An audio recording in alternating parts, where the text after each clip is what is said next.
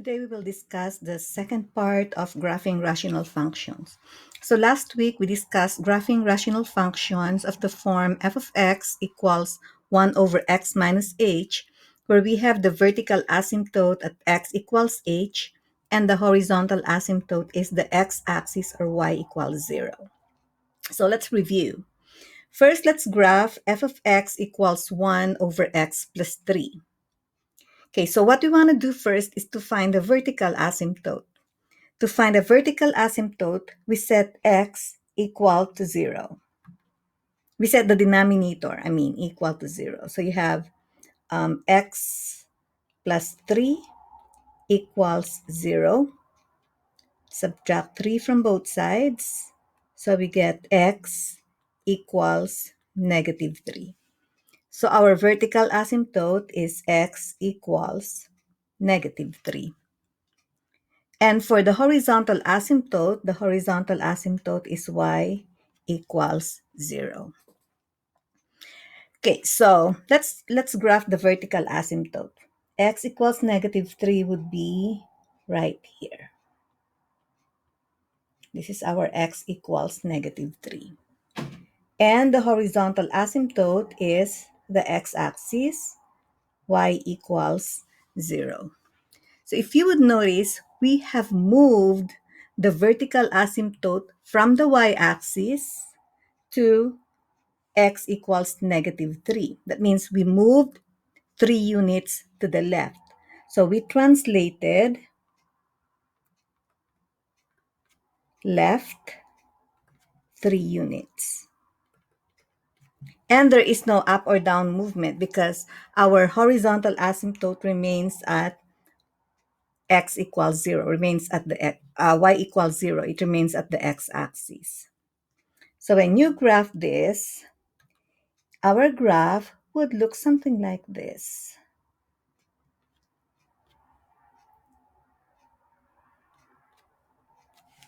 Okay, so from here, our domain would be, again, the domain is cut off by the vertical asymptote. So the domain would be from negative infinity to the vertical asymptote negative 3, and then from negative 3 to positive infinity. And the range is cut off by the horizontal asymptote, which is your y equals 0. So the range would then be from negative infinity to 0, and then again from 0 to positive infinity. Now, when we look at the decreasing or increasing interval, we have to read the graph from left to right. So we'll start from here, and we see that the graph is decreasing. So it's decreasing from negative infinity to negative 3. And then again, from here, it is again decreasing. So it's also decreasing from negative 3 to positive infinity. And there is no interval in the graph for which the function is increasing. For the end behavior, as x approaches negative infinity, so as x continues to decrease, notice that the graph approaches the x-axis. So it approaches 0 for y. And then as x approaches positive infinity, this should be positive infinity. As x approaches positive infinity, again, your y approaches 0. This is what we learned last week. Now let's add on something else. Let us expand our function to the form f of x equals a over x minus h plus k. This is the general equation. And in this equation, the vertical asymptote does not change. The vertical asymptote is still x equals h, meaning you set the denominator equal to 0 and then solve for x. It didn't change. For the horizontal asymptote, your horizontal asymptote is y equals k. So that end number in your equation, that constant, would be your horizontal asymptote. Now, this is transformed by translating either left or right h units. So if you have x minus h, if h is positive, you are translating to the right. If h is negative, you are translating to the left. The k tells us how many units we are translating the graph up and down. If k is positive, we're translating up. If k is negative, we are translating down. Another thing is the a. So if a is negative, that means that your graph is reflected across the horizontal asymptote. Let's have an example. For number 1, we have f of x equals 1 over x plus 2. This is the graph of that. So if you would notice here, your denominator is simply equal to x. So to get the vertical asymptote, we just set that denominator equal to 0, meaning x equals 0. So your vertical asymptote is basically the y-axis. Now, what about the horizontal asymptote? The horizontal asymptote is given by this constant. So the horizontal asymptote is y equals 2. And it is this graph, y equals 2. So that means the graph moved up 2 units. Okay, so the transformation would then be translate. We translated up. There's no left or right translation. We just translated up 2 units. Okay? Now the domain would be, again, the domain is set off by the vertical asymptote. So you have from negative infinity to 0 because that's your vertical asymptote. And then from 0 to positive infinity. The range, on the other hand, is set off or cut off by the horizontal asymptote. Our horizontal asymptote here is y equals 2. So the range would be from negative infinity to positive 2, and then from 2 to positive infinity. Okay, let's look at the decreasing interval.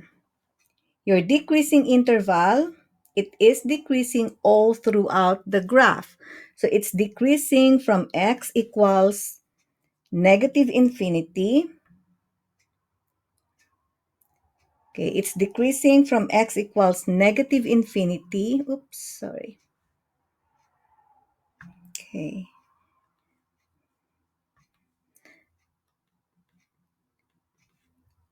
Up to 0, and then again from 0 to positive infinity.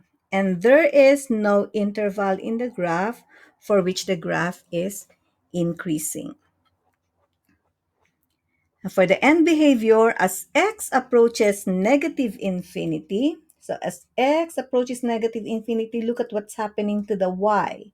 It gets closer and closer to the horizontal asymptote. So your y gets closer and closer to the horizontal asymptote too. Again, change this. As x increases to infinity, what happens to the y? Again, your graph gets closer and closer again to the horizontal asymptote. So y approaches the value 2. Another example. Make sure you are taking notes. Number 2. Number 2, you have f of x equals 1 over x minus 1 minus 2. Again, this is the graph. So how do we find the vertical asymptote? You can look at the graph, or if you don't have the graph, look at the denominator. So that gives you what the vertical asymptote is. So we take the denominator x minus 1 and set it equal to 0. We add 1 to both sides. So we get x equals 1. Our vertical asymptote is x equals 1. There it is. Now, the horizontal asymptote, on the other hand, is this constant right here. So the horizontal asymptote is y equals negative 2. Here is our y equals negative 2. Okay?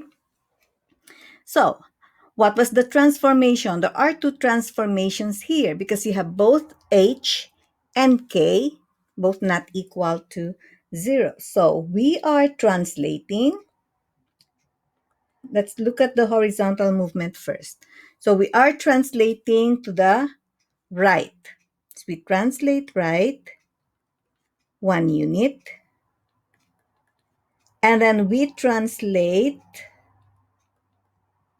okay, we move down. The horizontal asymptote move down. Translate down. How many units? 2 units. Now, notice something here. In our equation, the denominator is x minus 1. So you might think it's minus 1, so I should be translating moving to the left. No, it's the opposite. So if it is a minus, you are translating to the right. If it's plus, then that means you are translating to the left. So do not confuse that. And then the K, the up and down movement, the sign is straightforward. So if it's positive, it moves up. If it's negative, like in this case, it moves down. So we are translating to the right because this is x minus 1. And then we are translating down because that is minus 2. Now for the domain. The domain, again, is cut off by the vertical asymptote. So the domain would be from negative infinity to the vertical asymptote 1. And then again from 1 to positive infinity. On the other hand, the range is cut off by the horizontal asymptote. Our horizontal asymptote is y equals negative 2. So the range will be from negative infinity to negative 2, and then again from negative 2 to positive infinity. Okay? Now, looking at the graph, you will find that the graph is decreasing all throughout. There is no interval for which the graph is increasing. So it's decreasing from the same value as the domain. So it's decreasing from negative infinity to 1. And then again, it's decreasing from 1 to positive infinity. Let me just erase this. Okay. So there is no interval for which the graph is increasing. Now, end behavior. What happens as x approaches negative infinity? So as x approaches negative infinity, your y value approaches the horizontal asymptote, which is negative 2. In the same manner that as x approaches positive infinity, the graph approaches the horizontal asymptote y equals negative 2. Change that again to positive infinity. Let's look at the last example. Okay, this time we have f of x equals negative 1 over x plus 2 plus 3. So look at what happened to the graph. Because this is negative, your a is negative, therefore, your graph is reflected over the horizontal asymptote. Let's first identify what the vertical and horizontal asymptote is. So let's look at the vertical asymptote. You take the denominator x plus 2 and set it equal to 0. So you subtract 2 from both sides. We get x equals negative 2. So our vertical asymptote is vertical asymptote is x equals negative 2. It's this one. Okay. And then the horizontal asymptote will be the plus 3. So y equals 3. So what transformations do we have? Okay, let me draw the horizontal asymptote first. Y equals 3. So since this is plus 2, that means we are translating left. Okay? How many units? 2 units. And then we are translating, since this is plus, we are translating up. How many units? 3 units. And then there's another transformation here. Because of this negative, then we say that the graph is reflected over the horizontal asymptote. And the horizontal asymptote is y equals 3. Now, the domain. Nothing changes for the domain. It's still set off by your vertical asymptote. So the domain would be from negative infinity to the vertical asymptote negative 2. And then again, from negative 2 to positive infinity. Whereas the range is cut off by the horizontal asymptote. So it will be from negative infinity. The horizontal asymptote is 3, y equals 3. And then again from 3 to positive infinity. Now, let's look at the graph here. Now, remember, for the decreasing or increasing interval, we read from left to right. So from left to right, from negative infinity up to negative 2, the graph is going up, so it is increasing. It's increasing from negative infinity to negative 2. Now, let's look at the other side. Again, your graph here is going up. So again, it is increasing from negative 2 to positive infinity. And there is no decreasing interval. Now, as x approaches negative infinity, what happens to the y value?